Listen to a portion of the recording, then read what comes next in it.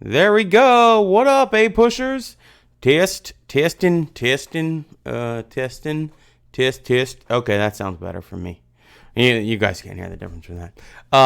Yeah, so sorry this has been a little later than I planned. I said I was going to get it out last Wednesday, but some things came up, and I didn't. So we are here now. This is Monday. What is today? The 1st of August.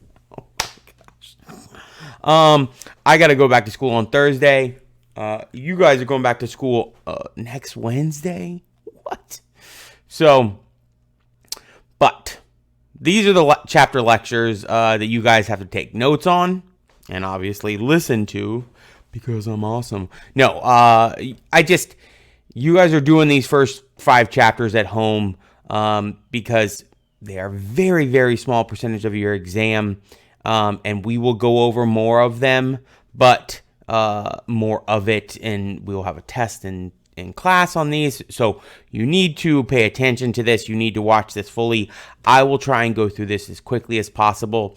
Chapter 1's a little bit bigger, but do not try and write all this stuff down, okay? But before we get into any of that, let's do our intro. Of course, I got my boy Danny. I don't think you guys were even in school while he was there, but this is him. And if you heard my intro with the intro, right, then you should already know what this is. So without further ado, here we go. Oh, maybe I hit the wrong button. There we go.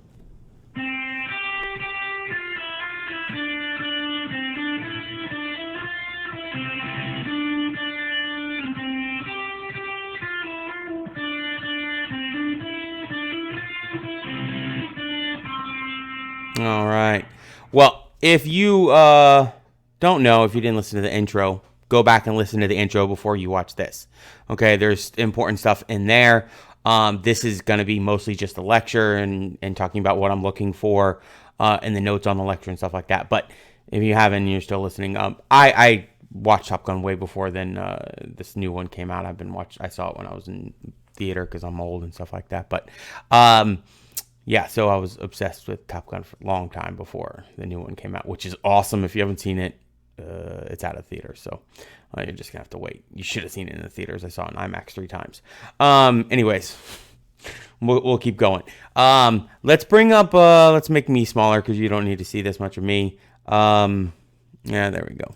And let's bring up chapter 1. There it is. So chapter 1, unit 1, New World Beginnings, right? So this is the beginning of like the world, not like Big Bang type stuff, like, creation of, but this is mostly going to start about, the peopling of America, how it becomes filled with people, because there was millions and millions of people here way before Christopher Columbus, discovered America. So, and we'll talk about that. But this one is chapter 1, unit 1. So the A-push, the whole shebang-a-bang, is in 9 units. Unit 1, very small. That's what you guys are doing. Chapters 1 through 5 is unit 1. So unit 1 will be done. We will start with unit 2, which starts with the French and Indian War. So a lot of this stuff on here, especially in chapter 1, you guys, if you took AP World last year, should be pretty familiar with. If you didn't, if you took history at all, you should be pretty good with this. Okay. So what else did I want to say on this one? That's about it. Yeah. Okay. So you can see it says 33,000 BC to AD 1769. Right around there. I mean, that's not necessarily, but it's close. All right. So let's Oh, there we go. Getting used to this. I haven't done this in a while. So taking notes on this. Okay. As you are taking notes here, let's put a couple of these things up here. Do not write everything down. You can't write everything down here. I mean, you can, because you can just hit pause and you can take all the time you want, right? But this is also practice for the year, because we're going to do a lot of work in class. We're going to do a lot of lectures. This is just one of those classes where you got to it just is. You're just going to have a lot of lectures, okay? And it's not because I love to hear myself talk, even though I do like to hear no, I'm just talking. But it just is. It's lecture heavy. There's a lot of content we got to get through. We're going from, all the way from this pre-Columbus, really, but we like to say from Columbus to Obama. So that's a lot of information, and they get very detailed. So there's a lot of information. You cannot write down everything that you see on my PowerPoints in class on a regular basis. You just can't, right? Should you write stuff down? Yes, 100%. Are there people who don't have to and get A's? Yes, right? That doesn't mean it's you. You need to write some things down, especially the big key points, right?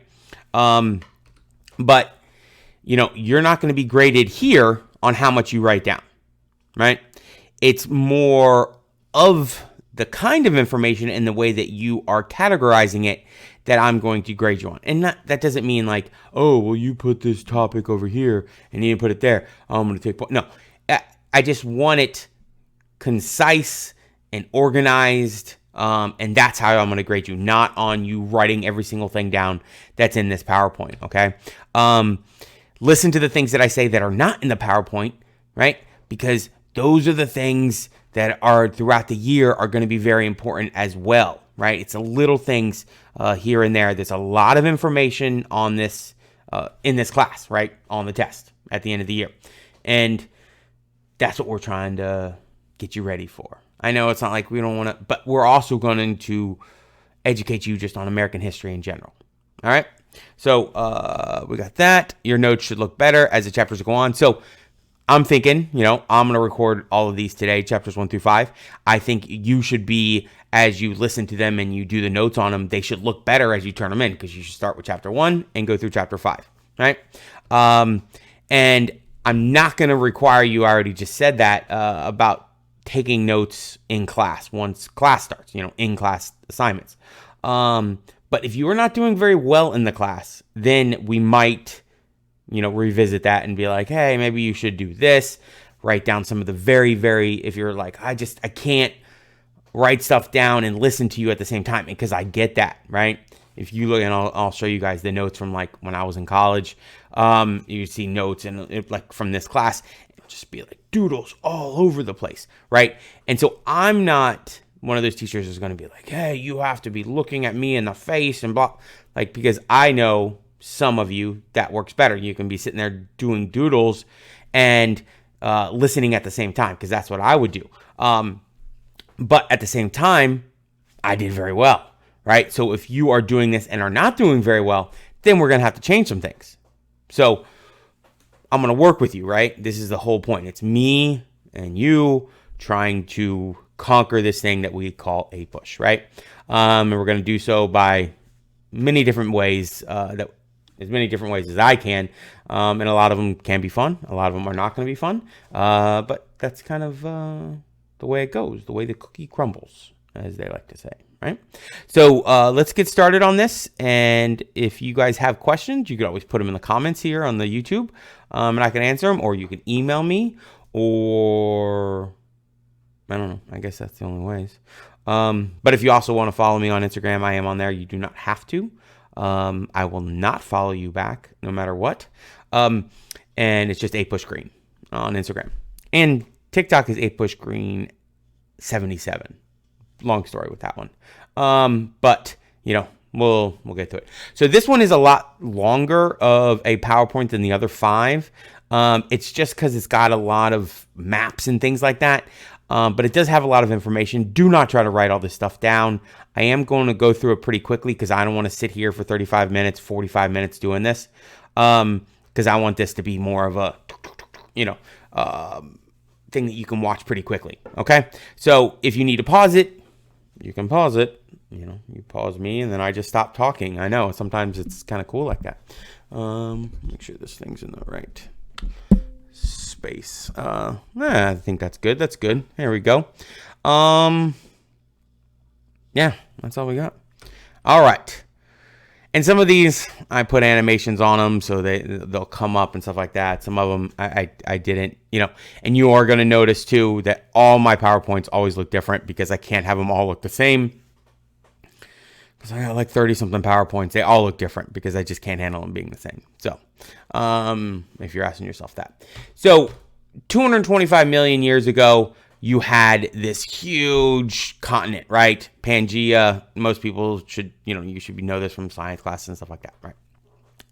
They shifted, and you can see here on this way that they looked prior 240 million years ago. Then they shifted in India. You can see it was right here. It came up and just smashed into Asia. And that is why you have the Himalayan mountains. What? Yeah, I'm going to hit you guys up with other knowledge as well. Well-rounded students do better. But yeah, that's why you have the Himalayan mountains, because India used to be attached to Africa. And it wasn't like attached, but it was close. And it moved fast. I mean, as far as land, it's not like moving fast, but you wouldn't see it move, but it was moving fast. Okay.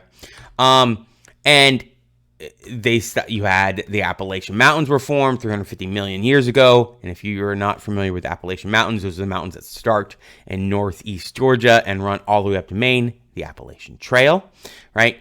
And I got one of my former students. I just was at the A-Push barbecue this past year, back in May. He said him and a couple other students are doing the Appalachian Trail, which I thought is cool. Second year in college, and but the Rockies, Sierra Nevadas, all those things were much newer. That's why they are more rocky and jagged and pointy. Where the Appalachian Mountains, if you've been up there, are just covered in trees, right? You don't see a lot of like mountain rock areas, right? So you can see here, Appalachian Mountains, where they are located. And now, this is one thing that you might want to study, right?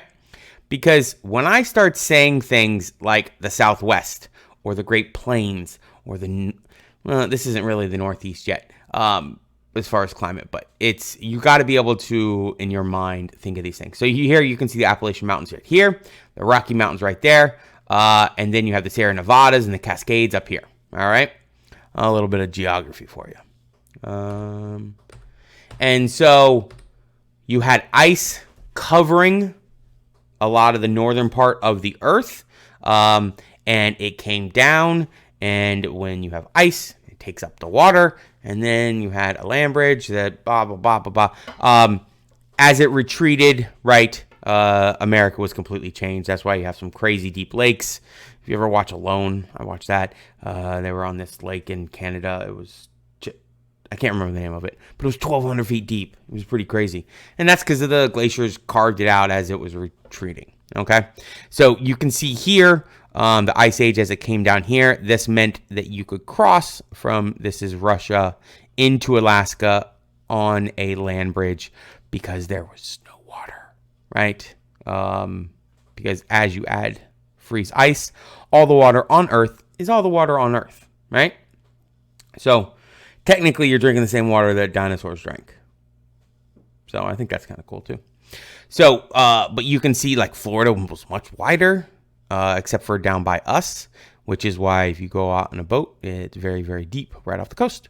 But if you go off of Tampa, you got to run for a long time to get into deep water to go fishing. Just so you know. So then we had the Great Ice Age, right? 2,000 to 10,000 years ago. This allowed people to move across the land bridge and people the Americas, right? So you can see here. This down here, this is how they got down here. And eventually, that is a trip, especially on land. If you've ever been in the forest, it took them a while, right? This isn't like us being able to jump on a plane and fly wherever we want and be somewhere in the same day, right? You can almost fly anywhere on Earth and be there in the same day that you took off from. There's a couple exceptions, but for the most part, that's how it is. Kind of crazy. And so then they started migrating by 1492. This is a very hotly contested number. You can see here, 54 million people lived in the Americas, North and South. Some people put this number at much higher, almost 200 million. Some people are like, oh, no, it was only like 2 million people here. There's definitely more than 2 million, but we don't know the full extent of how many people were here. But we know that's about, the extent of it. And See, I put 110 million, but I've heard like lately that some people are saying like 200 million. So it's a lot to do with whether or not you are a critic of European expansion coming over here. Smallpox, all those things killed all those people, right? So these things are not going to be like big on the test. It's more just like getting a basis for where we're at, right? But you have these advanced civilizations, and the big ones are the Incas in Peru, and the Aztecs in Mexico. What else I put on here? You have maize, right? But they did not have the draft animals. And what do you mean by that? Horse, oxen, right? They didn't have the wheel, but they did build these elaborate cities like Tenochtitlan in Mexico. I'm pretty sure I said that right, but I'm not 100%. I will try to say things correctly, but I mess up too. But the Aztecs were very good at mathematics, and they were also very good at, you can see there, cutting out the hearts of their victims that were alive. And they did so by hand. That's quite savage. But you can see the Aztecs and the Incas. The Incas are in South America. Aztecs are in North America. Now, the Mayans preceded the Aztecs, but we're not going to start. We're starting with the Aztecs, right? Because the Aztecs are conquered by the conquistadors. Don't get ahead of yourself, right? And the Inca Empire is in South America. Okay, that also gets conquered by conquistadors, right? These conquistadors are from Europe. They are here trying to do things very, very not so good, right? Yeah. So hold on one second here. Yeah. Okay. Cool. Yeah, we're good. We're doing fine. Then we got. Oh yeah. Yeah. So they would put you over this thing. They would cut your chest open below your rib cage, and then they would stick their hand in and rip it out, your heart, while it was still beating, and you were alive for maybe a couple seconds. But yeah, that's quite crazy. Then you have corn cultivation, which cannot be overemphasized in its impact on everything in America, right? It did spread slowly, and that is the biggest one, is nomadic hunting to settled agricultural life, right? That's the biggest thing with corn. When they finally got it, they could grow crops. They didn't have to keep moving, right? That's nomadic. When they finally get crops, and they don't have to move as much, and they settle down, start creating more and more cities. Okay? A lot of this should be, if you guys are in AP world, you're like, blah, blah, blah, I get it. But we got to go through it and just make sure that you guys know it, right?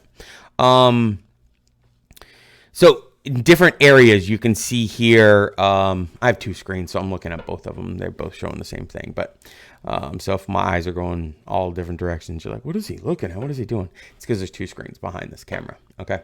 And it's projecting the same image. I guess I shouldn't need to, but I guess this one's better. I don't know. So you have the green, mostly farming, and that's going to be in the areas where farming was easiest, right?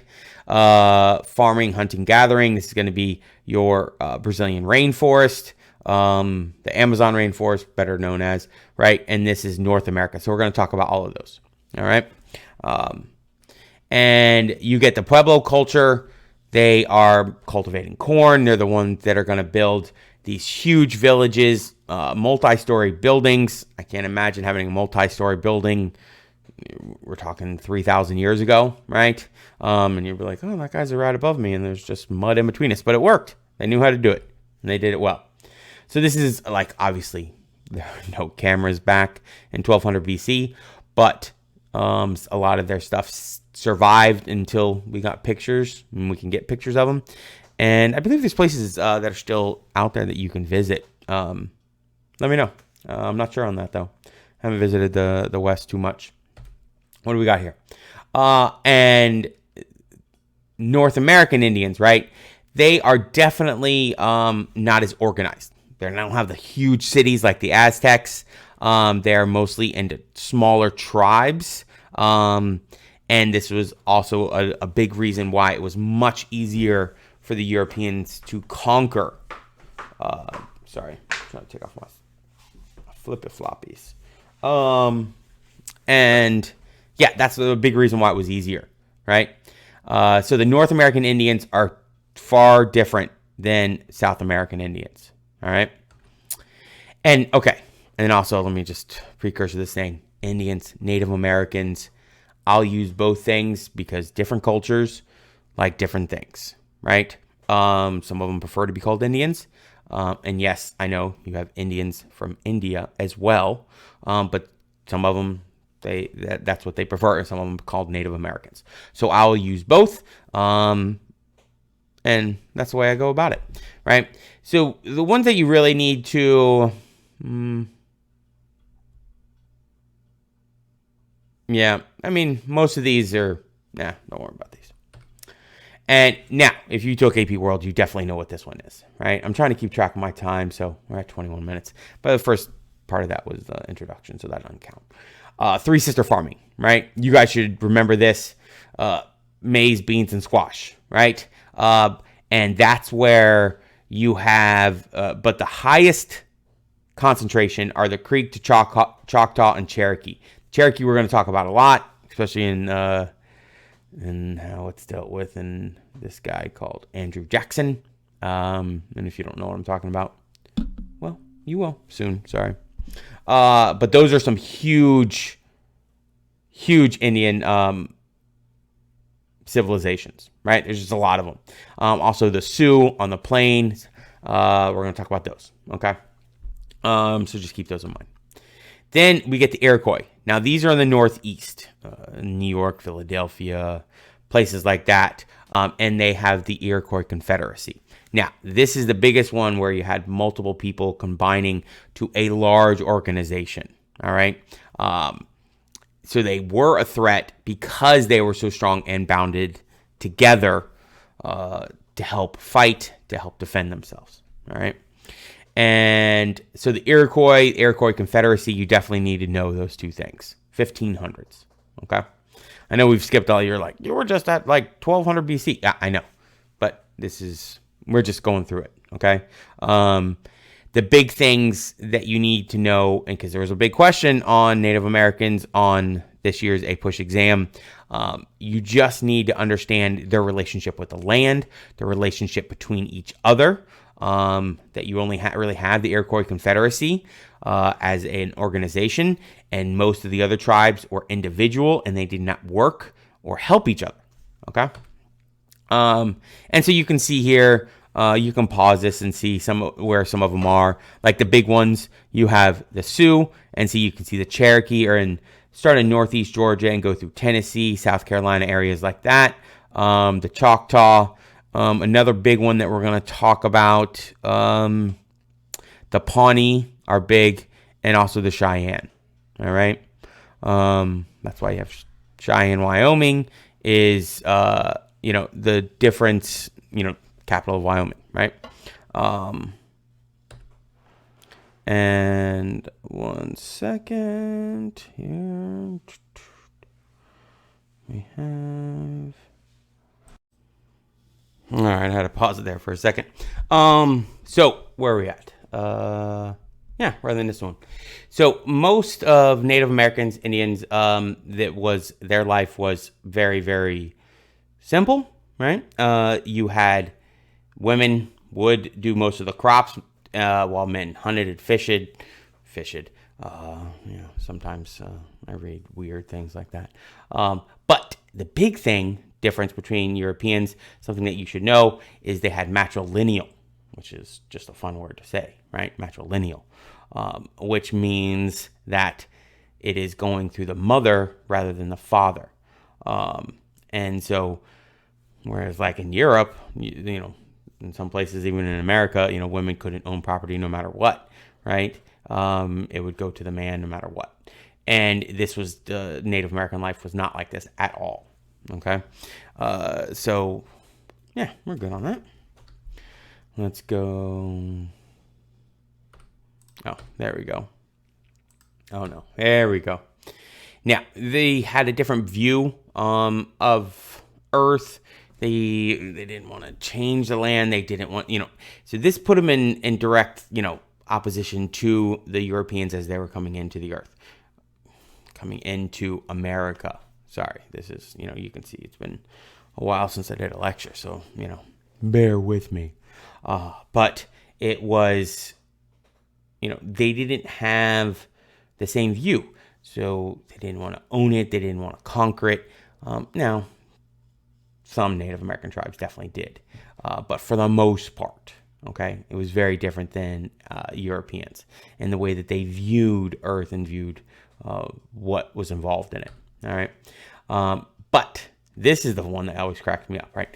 Because it's always like, Christopher Columbus discovered America, right? Well, you can't discover something when somebody's already living there, right? So we have millions, hundreds of millions, by some estimates, of people already being in North and South America. So you can't really discover it when you have hundreds of million people there. And you can't discover it when somebody already discovered it 500 years before you did, right? But the difference is he didn't tell anybody, right? Leif Erikson and the Vikings, they went, I think on the next one, we have here, you can see different way of looking at the map, right? They just basically stuck to as close as they could. They're not crossing big, huge ocean here. They're going from island hopping, and then they're going to be up in North America. So this would be, Canada. Florida would be like way over here somewhere, down here, as if you look at a globe from up top, okay? So it's much, much different. Oh, can you guys even see that one? I don't know. Yeah, you can. Yeah. Okay. So that's Leif Erikson. So if I go back for a second, right? Landed in Newfoundland, but he didn't tell anybody. So that's why he's not credited with discovering America. So then you have trade routes that are going east, right? And you can see there was two ways of doing so. You could either, right? You could follow Africa and just, be like, okay, we got to stop, get some water, get some things like that. And then you get across, or you can go across the land. Now, this is much more dangerous because then there's people living there and they know everybody's crossing this. Now, this is not going to be a big part of your exam. We're just kind of going over it very, very quickly, right? Which is, you can tell we're going over very, very quickly. Marco Polo spent time in China. His stories are pretty crazy. They've made some pretty good, movies. I mean, they're obviously taking liberties on historical correctness, right? But it is all around stimulating interest in Europe moving abroad, right? But that's a couple hundred years before they even know North and South America exist, right? And so I'm not going to go into a lot of the Mongolian Empire, but obviously it was huge, one of the largest empires in the history of the world. And the thing with Genghis Khan and, all of that stuff is, for a different class, okay? So, but the big thing here is you have the caravel, and this is why America gets discovered, or North and South America, and they, you could sail against the wind, which I still don't really understand because I'm not a sailor. But it's, we got that. So we got that. We're talking about that's what it looks like, right? A caravel. Then we have the 1400s. You have Spain unites, which is going to be a big deal. Spain was split in half. They expelled the Muslims. They got them together. And this is why Christopher Columbus has the money, has the ability to set sail to try and find a new route to Asia, a new route, however you want to say it, right? Instead of going around Africa, he's like, hey, why don't we just go that way? And everybody's like, you're crazy. There's nothing. And so, right? Now, as bad of a human being as Christopher Columbus is, we can all, we've probably seen a lot of the things that he enslaved people, that he could do. He did have the audacity to go, hey, you know what we have to do? We have to go this way. To just think how crazy it is just to be like, I have no idea where I'm going. I'm just going to sail this direction. Right? It's still pretty audacious, right? And so what do I put in here? Printing press. Maybe this needs to move up a little bit. Maybe I'll make it a little bit smaller. Sorry about that. Let me make it a little smaller here. There you go. Maybe that. That's better. Okay. The compass is invented, printing presses, all of these things, right? But these, are all happening around the discovery of the New World. So, 1492, this is what they knew, right? And they knew the world was round. They just thought it was smaller. So they thought once you got to this area in purple, right here, that you were here. Which is why Columbus thinks that, Cuba is Japan, and we'll get to that in a minute. And so this is Christopher Columbus, 1492, sailed the ocean blue, landing in the Bahamas, right? He got it from the leaders of Spain. They gave him the money. They gave him the time. How much time are we on here? Oh, I forgot we stopped, so I have 2 separate recordings. There he is. Okay, there he is.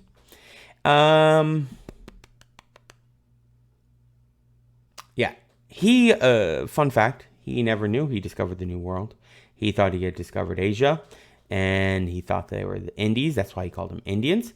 So, and he died never knowing that he discovered a new world, which is just kind of funny. But he definitely was not the bestest dude.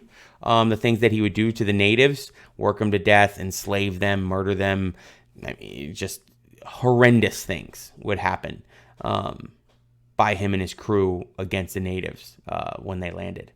So he went back and forth a couple different times, mostly in the Bahamas. This is kind of his view of the world, was how close he thought, the Atlantic Ocean was just a little sliver, right? So a little different. But what the actual view was, this is what he thought was happening. Let me a sip. Iced tea. Yum. All right. How many slides do we have left on here? Okay, just 12 more slides, so we're good. So here's Columbus, right? The biggest things with Columbus's discovery is this I put up here, right? Interdependent global economic system of trade, right? The Columbian exchange. You should have heard about this, right? Africa is going to furnish the labor because we're going to enslave people. Europe is going to be the ones that are running everything, the Europeans. And you can see they have the markets, the money, capital, money, same thing, and the technology, right? While the New World is all those raw goods and also natural resources, right? Precious metals, silver, gold, silver in South America, gold in Mexico, and then the all precious soil for sugarcane and later tobacco, right? Those are going to be huge cash crops for the New World, right?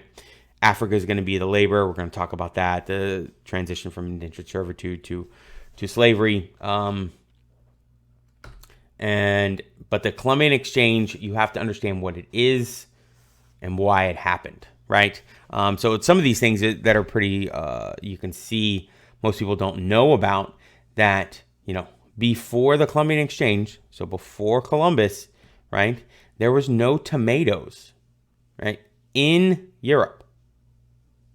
So, but but they introduce cattle, horses, and horses are going to be the thing that are going to change the Plains Indians especially, but Native American lives in general, right? But also smallpox, right? So here's going to be the big problem. Smallpox gets introduced, kills 90% of all North and South Native Americans, Indians, and while at the same time, you see this other little thing that gets introduced. Where's it at? It should be on here. Potatoes, right? Potatoes get introduced to Europe. It's a very cheap, very quickly produced crop that you can almost live on. And so the population of Europe gets bigger while the population of North and South America gets smaller from disease. So Europe gets bigger from food, a better food supply. Native Americans lose out, right? So that's why there's going to be this shift, all right? You can see malaria, yellow fever, sugar, rice, right? Sugar and rice, they get introduced to the Caribbean where they grow, and then all of that stuff goes back to Europe, all right? That's the Columbian exchange. It's the exchange of all of these goods. So you can see here, I'm not going to spend a lot of time on these. Yeah, we get iguana and rattlesnake. If you have iguanas in your backyard, you can thank the Columbian exchange. Rattlesnakes, things like that. But the big one here is, okay, sugarcane. You need to understand how much of an impact sugarcane has, as well as horses, right? And cattle, swine, pigs. Swine is pigs, okay? Those things had on North and South American lives for both horses and then going forward till, modern times, right? But then if you look at the bottom, smallpox, yellow fever, malaria. These are the things that killed 90%, over 90% of, and remember, we're talking about numbers of, high estimates of 200 million people just gone. Right? And this is in a very short period of time that we're talking about here. Okay? Yeah, sugarcane, make sure you understand that one. Yeah, and that one fact on the bottom, most people never even saw European. They sent somebody who got sick from somebody else, or somebody came into their village, never even saw a white person, and they caught malaria, smallpox, very, very communicable diseases, very easily caught. And, that's what wiped them out. Yeah, we got that. There's smallpox. Whew. Don't want to look at that for very long. And the Treaty of Tordesillas. I just like saying that word. It's just very fun. Tordesillas. But this divided everything. How many slides do we have left here? Okay. We got a couple. You can look up that. It just split. You can see here. They didn't really realize how much North America had. So this is in 1494. And so they split it, the treaty line. And so this is why, for the most part, Portugal or why Brazil speaks Portuguese, while the rest of South America and Central America, they speak Spanish. All right? That's the difference. What we have here. Conquistadors, right? God, gold, and glory. That's what they came for, right? So they came to spread their religion, Catholic. They came to get gold, and they came to have glory back home. Like, come home, we're this big, huge conqueror, right? Then we have Ferdinand Magellan circumnavigated the globe, although he didn't really do it. It was his ship that eventually finished it off. He was killed. And you can see this. I'm not spending a lot of time on these. You just need to know who he is, what he did, right? Ponce de Leon, he's the one in Florida. And not really looking for that fountain of youth that some people think. Then Pizarro, okay, Peru, right? You need to just put those two together, Pizarro and Peru. And Yeah. So what they are bringing out from the Central and South America, tons and tons of silver, precious metals, had a big impact on Europe, and he had a big part of it. Okay. We're not going to go into how we conquered him. There's like this whole thing where he's wearing a shiny suit. We don't really need all of that. Okay. But you need to understand that Pizarro was the Peru. And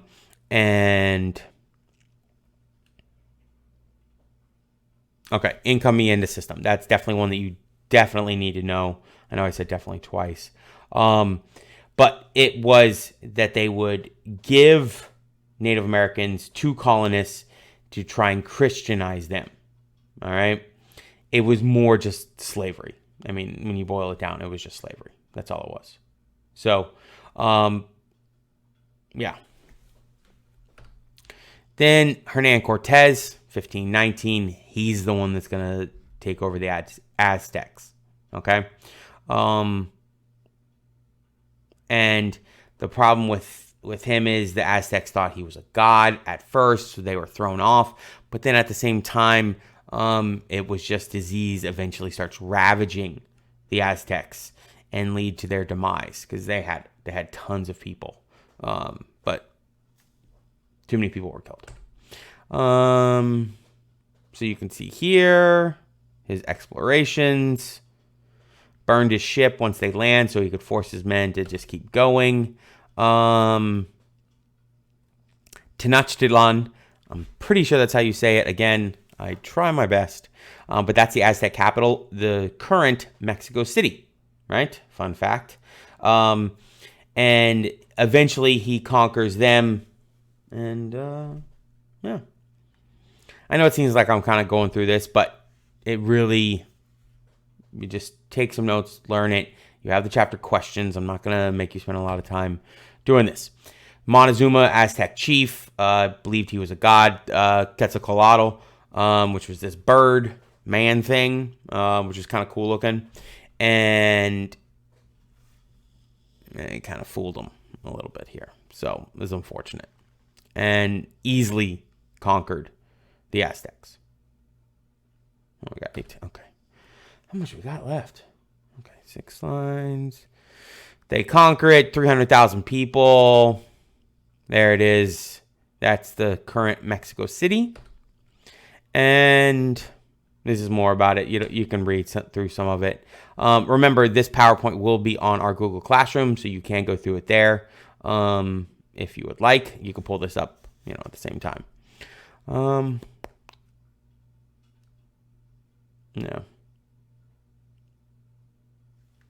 Surrenders.